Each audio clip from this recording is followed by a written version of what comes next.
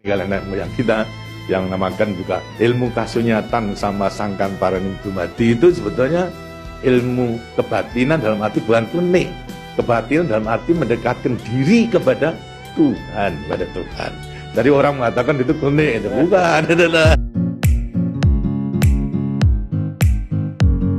Sebetulnya orang yang bisa mengetahui daripada aksara Jawa itu bisa mengetahui daripada jati dirinya. Mau diterangkan ini?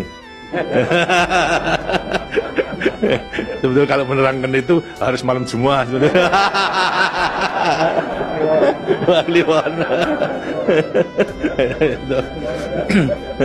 Dan itu namanya ilmu dari nenek moyang kita. Kita dalam rangka menjabarkan mengenai apa namanya Pancasila, Eka Prasida Pancakarsa. Sebetulnya falsafah daripada aksara Jawa.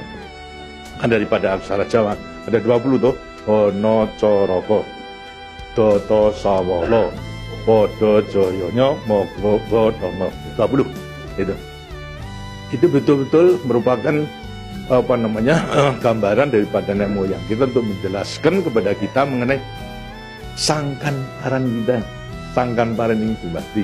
Dari mana kita akan kemana daripada kita itu. Nah, kemudian akan bisa mengetahui dirinya sendiri selama hidup-hidupnya. Disebutkan Hono Coroko. Ho itu terbentuk daripada apa? Hono. Itu Hono. Hono ada. No itu daripada apa? Dari wujud daripada Hono. Mulai daripada Gono Legeno. Gono itu belum wujud, belum berbentuk. Apa namanya? Legeno itu masih belum ada sandangan, masih utuh, masih utuh. Itu belum ada taling tarungnya dan sebagainya, masih belum sandangan. Terus Hono. Jadi manusia itu memang dilahirkan, diciptakan oleh Tuhan mulai daripada Hono hurip. Huripnya siapa? Nur daripada Tuhan Yang Maha Esa. Lantas diciptakan oleh manusia terdiri pada apa namanya? Tanah, kemudian air, lantas apa namanya? Ini Hawa dan juga api. Apa itu? Ya daripada semua tumbuh-tumbuhan yang ada ini. Tumbuh-tumbuhan itu butuhkan dari tanah, butuhkan daripada air, butuhkan daripada matahari, itu pula daripada hawa. Daripada tanam-tanam dimakan daripada manusia, ada laki maupun perempuan, akhirnya menjadi sasar dari mani. Mani kemudian berkumpul suami istri, akhirlah wujudlah daripada embrio tadi. Embrio itu masih legeno, masih memiliki gono. Itu mulai nonya itu, terus mulai daripada hurip, kemudian hubungan suami istri mulai timbul daripada gono masing legeno. Kemudian lantas setelah itu tumbuh daripada apa namanya embrio tersebut menjadi jabang bayi yang kemudian dilengkapi dengan coroko. Apa itu? Cipta rasa karsa. Coroko. Daya cipta, daya rasa dan karsa. Semua ada. Setelah itu kemudian lantas apa? Doto Sawolo. Itu apa? Manusia itu setelah diberikan apa namanya panca indera, diberikan sandangan panca indera, cipta rasa karsa, juga diberikan sifat Tuhan, sifat zat kang datan sawolo, datan salah. Sifat dari yang tidak salah itu hanya Tuhan. Ya, kalau manusia ini salah, tapi kalau Tuhan itu tidak salah. Oleh karena semua manusia diberikan sama sifat daripada Tuhan yang tidak salah. Doto sawolo, datan sawolo, tidak pernah salah. Sifat daripada Tuhan. Tapi sebagai manusia juga tidak diberikan itu. Diberikan sifat yang bertentangan dengan sifat baik, sifat dari Tuhan. Yang jelek. Kalau kita misalnya sabar, kan juga punya hati berangasan. Ya. Nah, kemudian lantas kita jujur. Yang betul-betul juga penipu. Ya. Semuanya diberikan sifat itu, sifat yang bertentangan dengan zat kang datan sawolo. Tahu sama kekuatannya. Podo joyo. Dua sifat juga bertentangan yang sama kekuatannya. Ada pada kita itu kalau kita mengenal. Tinggal sekarang manusianya sendiri.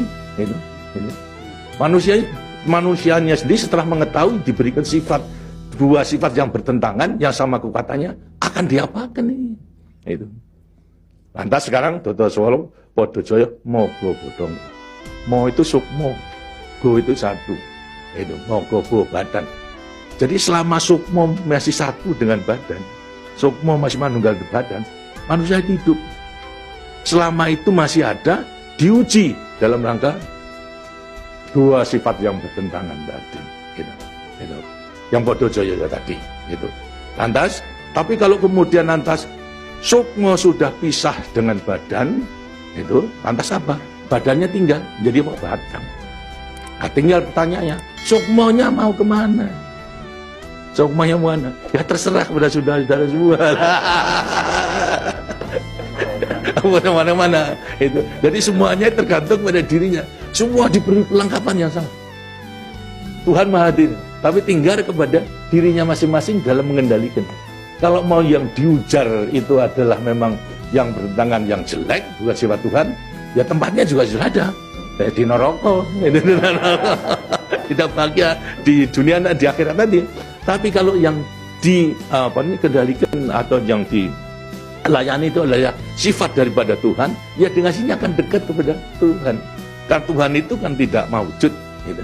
Tidak bentuk, tapi sifatnya ada. Jadi kalau kita mau kembali dekat kepada Tuhan, ya membawa sifat yang baik itu, sifat Tuhan kepada Tuhan itu sebenarnya gampangnya daripada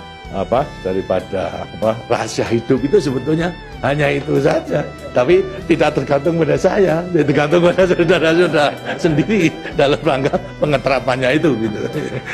Makanya itu coba pelajari daripada semua ini, daripada untuk mengendalikan dua sifat yang bertentangan tadi itu dengan dirinya agar supaya betul-betul bisa menepati. Kemudian di samping itu juga Tuhan itu memberikan suatu takdir kepada sifat kodrati daripada manusia. Apa sifat kodrati manusia? Manusia dilahirkan sebagai individu, ya toh? Kita masing-masing individu. Tapi kehidupan kita sejak mulai daripada adanya janin sampai pada mati tergantung pada orang banyak. Jadi kemudian dalam hidup kita di dunia itu hanya memenangkan kepentingan pribadinya sendiri. Lihat kan tidak adil. Tidak adil. Seharusnya memang menyadari bahwa sebagian besar daripada hidupnya tergantung kepada orang lain. Nah itu wajiblah sekarang memenuhi panggilan untuk ya bersama-sama dengan orang lain. Sebab hidup di dunia itu adalah bisa serasi. Jadi karena itu lantas sekarang namanya sifat kodrati daripada sifat yang monodualistis. Satu tapi kembar tetapi satu. Ialah sifat individu sama sebagai makhluk sosial. Nah, itu kuncinya daripada penghayatan, pengamalan daripada Pancasila. Gitu. Nah, demikianlah waktunya saya kira sudah.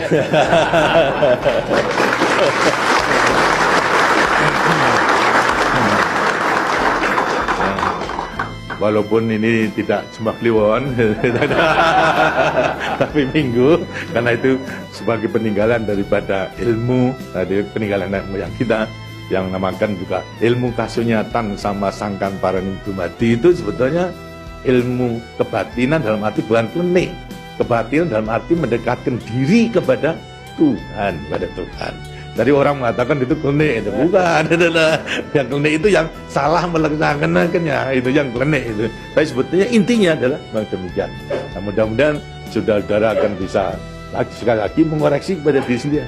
Artinya kasunyatan, lihat kenyataan pada dirimu sendiri. Itu. Bagaimana? Kalau sudah mengetahui, baru nanti akan gampang untuk melintahkan semuanya. Terima kasih. Dan demikianlah daripada penjelasan. Karena itu setelah nanti selesai kembali ke tempatnya masing-masing, mudah-mudahan akan bisa melaksanakan tugasnya dengan sebaik-baiknya dalam kita melanjutkan pengabdian kita pada negara dan bangsa yang sedang membangun ini. Terima kasih. Wassalamualaikum warahmatullahi wabarakatuh.